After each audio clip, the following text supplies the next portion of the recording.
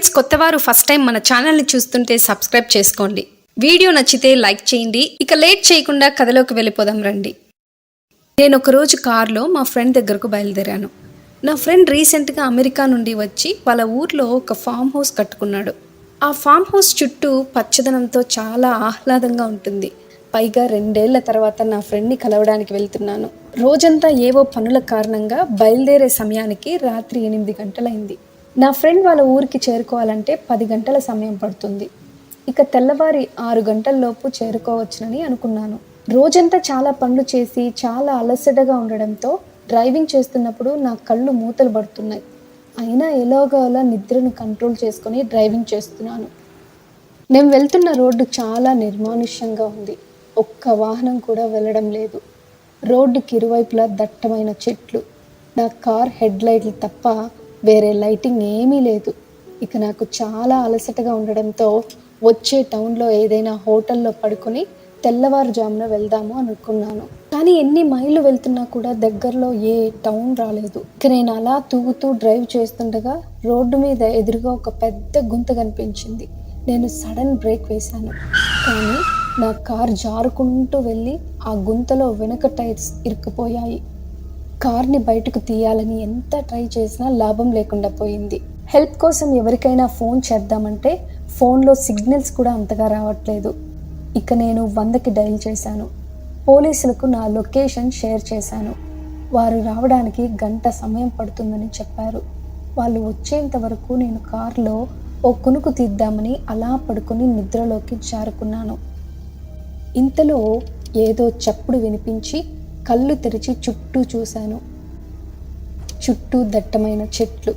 నా కారుకి 50 అడుగుల దూరంలో ఏదో ఒక లారీ ఆపి ఉంది. అది పోలీసులేమో అనుకున్నాను. కానీ పోలీసులు అయితే రెడ్ బ్లూ లైట్స్ వేసుకుంటూ వస్తారు కదా, అలా చీకట్లో లైట్స్ ఆఫ్ చేసుకుని ఎందుకుంటారు అనుకున్నాను. ఇంతకుముందు ఆ లారీ లేదు, ఇప్పుడు వచ్చి ఆగింది. నేను కారులో నుండి ఆ లారీని ఒక్క 5 నిమిషాల పాటు అలాగే చూస్తున్నాను. లోపల ఎవరైనా మనుషులు ఉన్నారేమో అని. కానీ లోపల ఎవ్వరూ లేనట్లు అనిపిస్తుంది. ఇక నేను కుడివైపుకు తిరగగానే నా గుండె ఒక్కసారిగా ఆగినంత పనైంది. ఎందుకంటే నా కార్ పక్కగా ఓ 10 అడుగుల దూరంలో ఎవరో ఒకతను నిలబడి నన్నే చూస్తున్నాడు.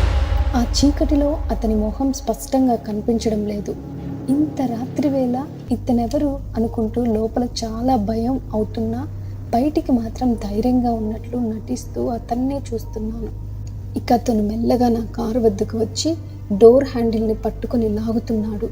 ఆ డోర్ ఎంతకీ రాకపోవడంతో అతను విండో గ్లాస్ పైన చేత్తో పదే పదే కొడుతూ లారీ వైపు చూస్తూ ఏదో అర్థం కాని భాషల్లో ఎవరినో పిలుస్తున్నాడు. అతని ముఖంలో కోపం స్పష్టంగా కనిపిస్తుంది. ఇంతలో ఒక్కసారిగా నా ఎదురుగా ఉన్న లారీ వేగంగా నా కారు పక్క నుండి వెళ్ళిపోయింది.